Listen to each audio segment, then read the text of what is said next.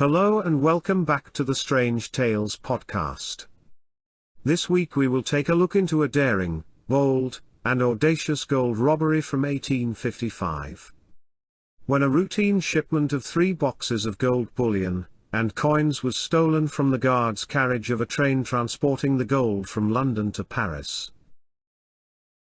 In the safes were 224 pounds or 102 kilograms of gold, valued at the time at £12,000, approximately equivalent today of £1,175,000.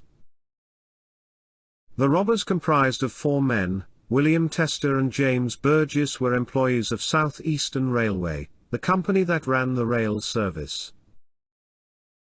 They were joined by the 2 planners of the crime, Edward Agar, a professional career criminal, and William Pierce, a former rail employee who had been dismissed for being a gambler. Okay, let's get into today's strange tale. In 1855, the South Eastern Railway ran a boat train service between London Bridge Station and Folkestone, on the south coast of England. It provided part of the main route to Paris at the time, with a railway steamer from Folkestone to Boulogne-sur-Mer, northern France, and a train to complete the journey direct to Paris. The line ran at least 4 times a day, 8 a.m., 11:30 a.m. and 4:30 p.m., an overnight mail service that left at 8:30 p.m. and a tidal ferry service. Periodically the line would carry shipments of gold from bullion merchants in London to their counterparts in Paris. This could be several hundredweights at a time. The bullion would be packed into wooden boxes, bound with iron hoops and with a wax seal bearing the coat of arms of the bullion dealers in question, Abel & Co., Adam Spielmann & Co. and Messrs. Bolt & Company. The agents who arranged the transportation, including collecting the bullion from the 3 companies and delivering it to London Bridge, were Chaplin & Company. The gold shipments always went on the 8:30 p.m. train. At Boulogne the bullion boxes were collected by the French agents Messageries Impériales before being transported by train to the Gare du Nord, and then to the Bank of France. As a security measure, the boxes were weighed when they were loaded onto the guard's carriage, at Folkestone, on arrival at Boulogne, and then again on arrival in Paris. The company's guards' carriage were fitted with 3 patented railway safes provided by Chubb & Son. These were 3 feet square and made of inch-thick steel. Access to the safe was through its lid, which was hinged for access. The exterior had 2 keyholes, high on the front. Each of the 3 safes had the same pair of locks, meaning that only 2 keys were needed to open all 3 safes. Copies of the keys were held separately by South Eastern Railway officials at London Bridge and Folkestone, and the company ensured no individual could hold 2 keys at the same time. The originator of the plan was William Pierce, a 37-year-old former employee of South Eastern Railway who had been dismissed from their service after they found he was a gambler. He worked as a ticket printer in a betting shop after leaving the company. According to the historian Donald Thomas, Pierce was a large-faced and rather clumsy man with a taste for loud waistcoats and fancy trousers. He was described as imperfectly educated. The turf was his true schooling. The burglar and safe-cracker Edward Agar was just under 40 at the time of the robbery and had been a professional thief since he was 18. He returned to the UK in 1853 after time spent in Australia and the US. He had £3,000 in government console bonds and lived in the fashionable area of Shepherd's Bush. According to Thomas, the robbery grew almost entirely from the absolute self-confidence and mental ability of Agar. James Burgess was a married, thrifty and respectable man who had worked at South Eastern Railway since it had started running the Folkestone line in 1843. He worked for the company as a guard, and was often in charge of the trains that carried the bullion. As with many railway men of the time, Burgess's wages had been reduced as the railway boom had passed. Fanny Kay, aged 23 in 1855, was Agar's partner and lived with him at his house, Cambridge Villa. She had previously been an attendant at Tunbridge railway station and had been introduced to Agar by Burgess in 1853. She had a child with Agar and moved in with him in December 1854. William Tester was a well-educated man who wore a monocle and had a desire to improve his position. He was briefly employed after the robbery as a general manager for a Swedish railway company. He worked in the traffic department at London Bridge Station as the assistant to the superintendent, which gave him access to information about the transportation of valuable goods and the guard's rota. James Townsend Sword, also known as Jim the Pen Man, was a barrister and special pleader at the Inner Temple. His activities were described by contemporary sources as planning and perfecting schemes of fraud, the bold audacity of which is equalled only by their success. He was the head of a forgery gang who had been practicing check fraud for several years.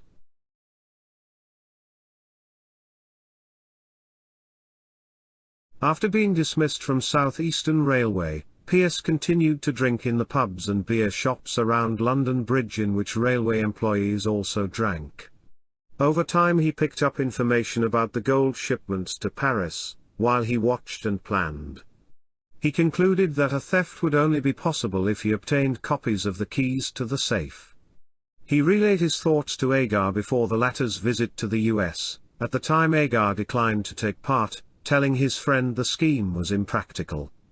When Agar returned to Britain, the two discussed the possibility again and Agar said that it would be impossible to do it unless an impression of the keys could be procured. Pierce said he thought he knew how that could be arranged.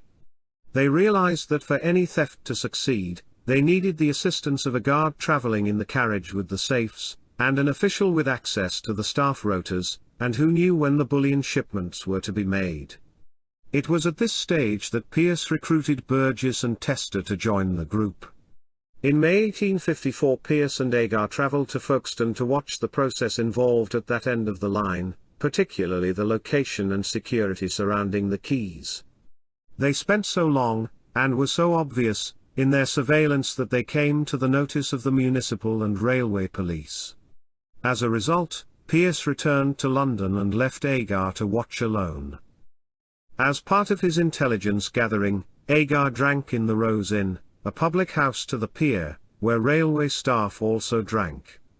The pair concluded that one of the keys was carried by the superintendent of the Folkestone end of the line. The other was locked in a cabinet at the railway offices on Folkestone Pier. One of the keys held at Folkestone was lost in July 1854 by Captain Mould, of the steamship company. South Eastern Railway sent the safes back to Chubb for the locks to be reconditioned and new keys issued. The clerk involved in corresponding with the company was Tester. By October, Chubb's work had been completed and the keys sent to South Eastern Railway. Tester was able to smuggle them out of the office briefly, and met Pierce and Agar in a beer house on Tooley Street, where Agar made an impression of them in green wax.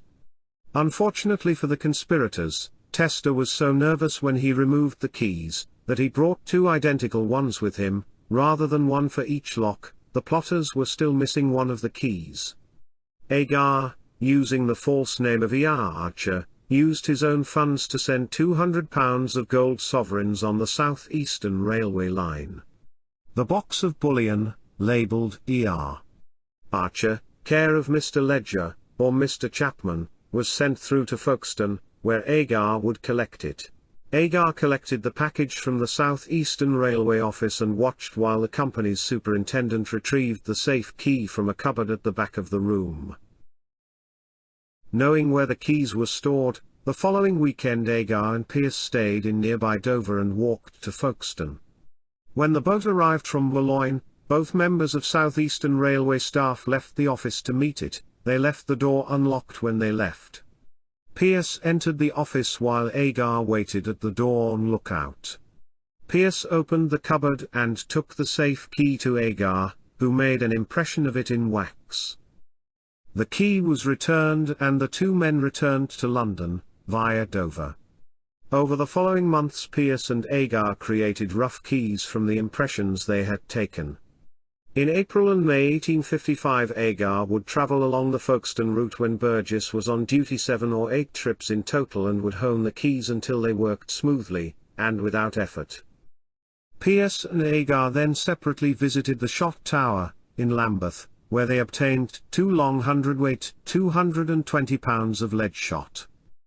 They also obtained courier bags, which could be strapped under a cloak, and carpet bags. These were to carry the lead shot onto the train, and the gold off it.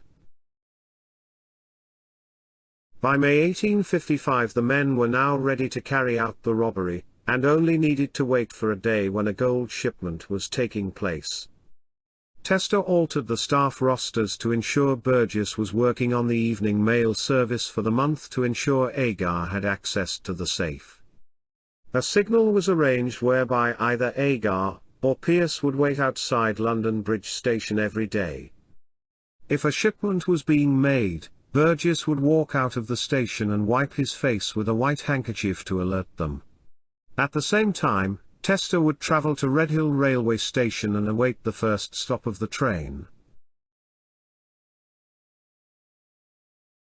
On the 15th of May 1855, while Agar was waiting outside London Bridge Station, Burgess came out of the station, wiped his face with his handkerchief and went back inside. Agar notified Pierce and the two men purchased first-class tickets for the journey to Folkestone. They gave their bags to Burgess for storage in the guard's van during the journey and, just before the train was due to leave, Pierce took his seat in the cabin, and Agar slipped into the guard's carriage and hid in the corner, covered by Burgess's overalls. As soon as the train departed the station, Agar began work. Only one of the locks was secure. A South Eastern Railway employee later reported that typically only one lock was used, and Agar soon had the bullion boxes out of the safe. Instead of opening the box through the front, he used pincers to pull the rivets out of the iron bands that bound the box, and used wedges in the reverse of the box to open the lid without too much visible damage. He removed gold bars from inside the box from Abel & Co., weighed them with the scales he was carrying in the bag, and put the same weight of lead shot back into the box. He nailed the bars back around the box, then resealed a wax seal on the front, using a die he had made himself, rather than one of the official seals of the bullion dealers.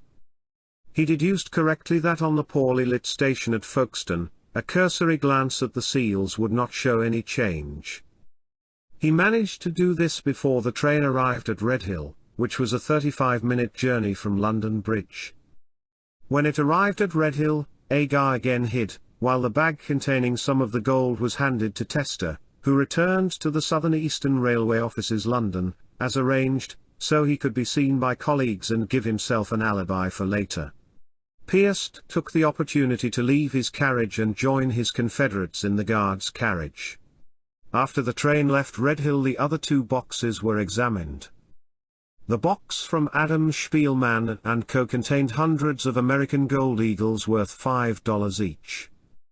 These were weighed and lead shot was again left in their place before the box was resealed. The final box, from Messrs. Bolt & Co., contained more gold bars. These weighed more than the remaining lead they had left, and many of the ingots were left behind to ensure there were no major differences in the weights of the boxes when they were later weighed. When they replaced the bands on the final box, it was damaged, but they repaired it as best they could and replaced it in the safe. The three men then cleared away the mess they had made, mostly splinters and drops of wax, and prepared themselves by strapping on the courier bags beneath their cloaks.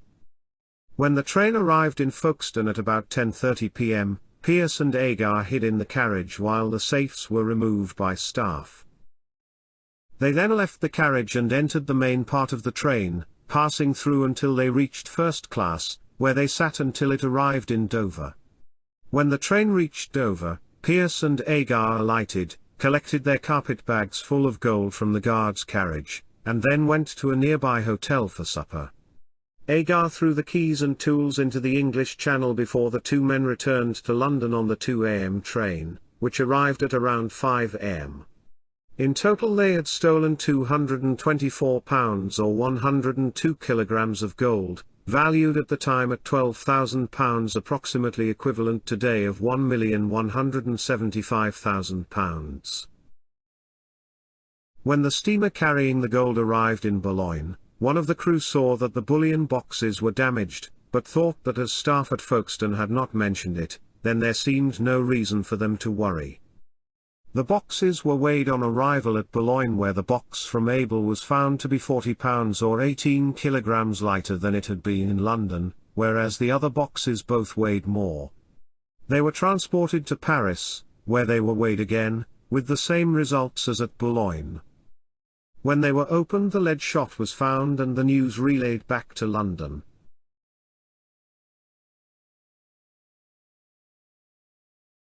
When the working day began on the 16th of May, Pierce and Agar went to a money changer's shop with some of the American eagles and obtained £213 for them. At a second shop they exchanged 200 of them to get a cheque for just over £203. The three bullion merchants demanded recompense for the lost gold. Most of Abel's gold was insured through South Eastern Railway, but the company denied any culpability, claiming that the robbery must have taken place in France.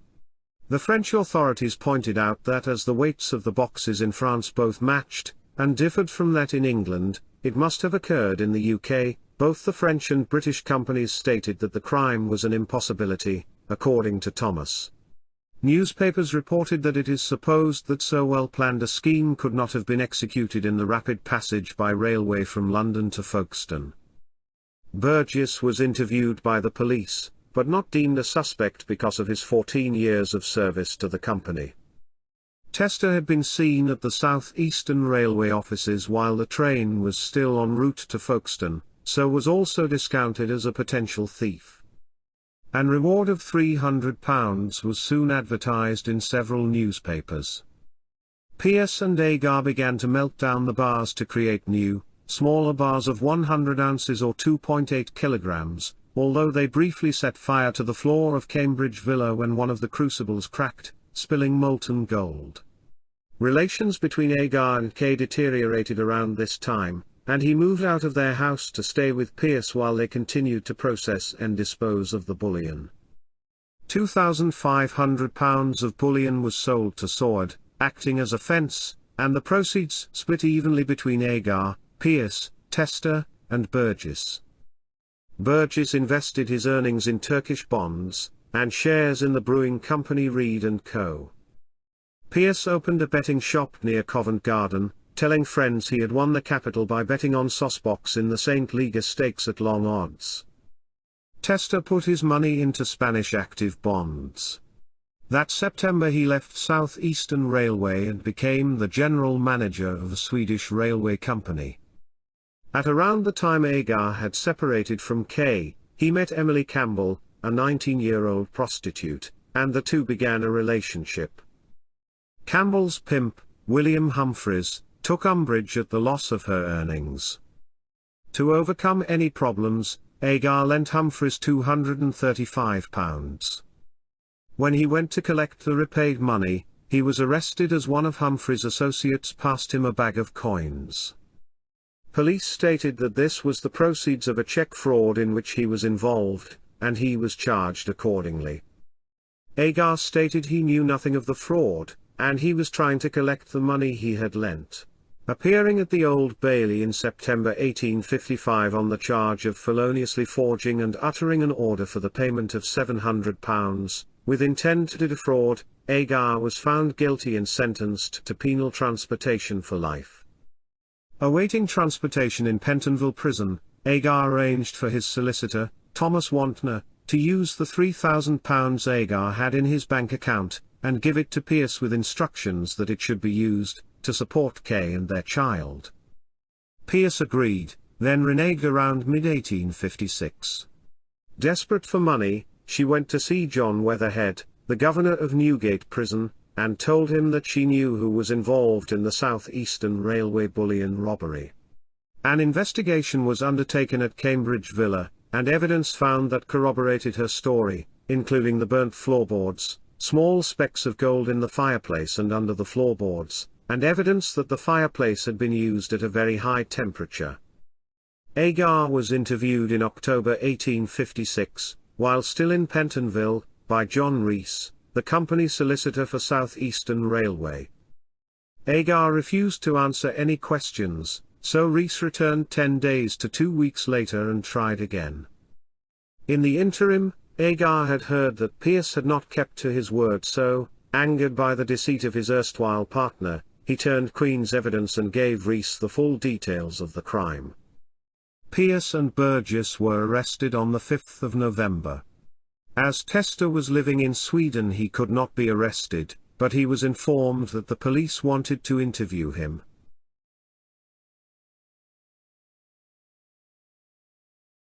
In November and December 1856 hearings took place at the Mansion House, presided over by the Lord Mayor of London in his role as the Chief Magistrate of the City of London. For the first 2 hearings, Agar was not present, but was brought to the court on the 3rd day.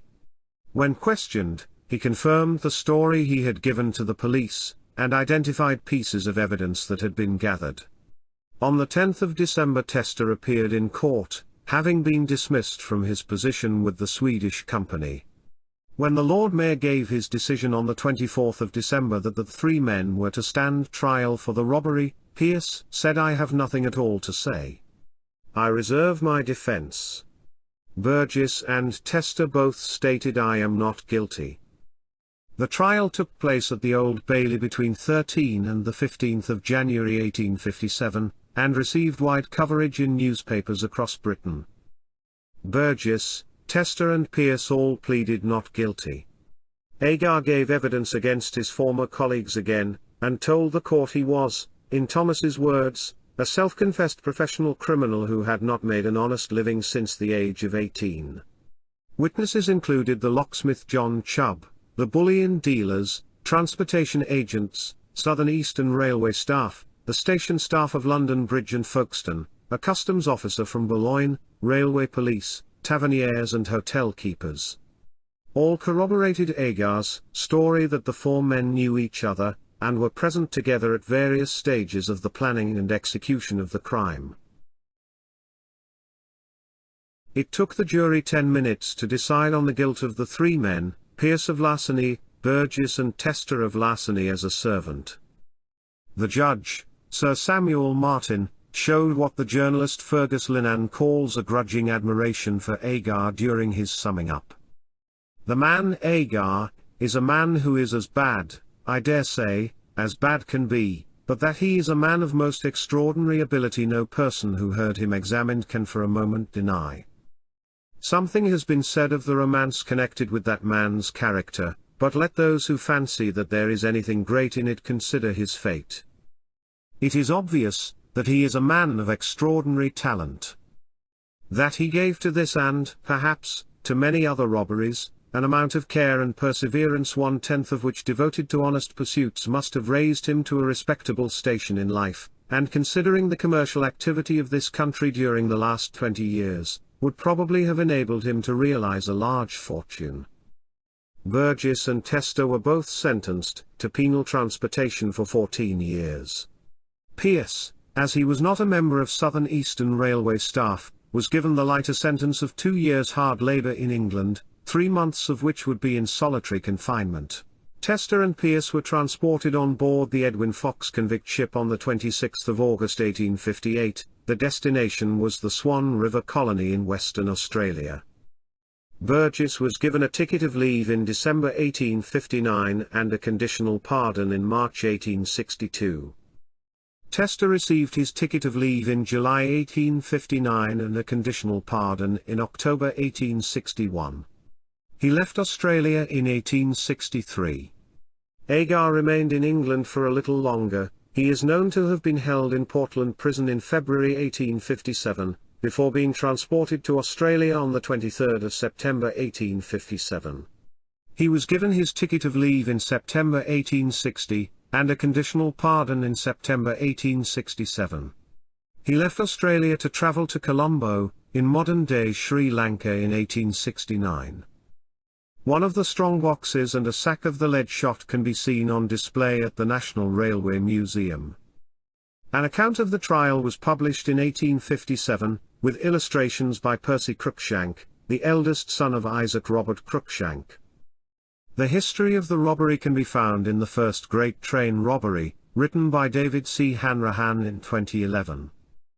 In the May 1955 issue of the Railway magazine, the railway historian Michael Robbins wrote an article on the robbery. In November 1980, the Journal of the Railway and Canal Historical Society carried an account written by the historian John Fletcher. On the 25th of December 1960, the television anthology series Armchair Theatre dramatized the crime under the title The Great Gold Bullion Robbery. Adapted by Malcolm Hulke and Eric Pace from a play by the lawyer Gerald Sparrow, and directed by John Llewellyn Moxey, it starred Colin Blakely as Pierce, James Booth as Agar, Henry McGee as Tester and Leslie Weston as Burgess. The writer and director Michael Crichton produced his novel The Great Train Robbery in 1975. His introduction reads: "The Great Train Robbery was not only shocking and appalling, but also daring, audacious and masterful." A subsequent feature film based on the novel, The First Great Train Robbery, presents a highly fictionalized version of the event, portraying Pierce, played by Sean Connery, as a gentleman master criminal who eventually escapes. Thank you all so much for listening. I really hope that you enjoyed today's strange tale. If you did, please smash that gorgeous like button, and subscribe so that you will be notified to future shows. Also, if you could write a 5-star review, that would really help us get the word out, so other people can enjoy the podcast as well. You can follow me on Twitter, Facebook and YouTube at Strange Tales Pod. Or you can message me at strangetalespod@gmail.com, with feedback or ideas on future shows. This is your host Winston R. Douglas signing out for now. Thanks again. Hope to see you again soon.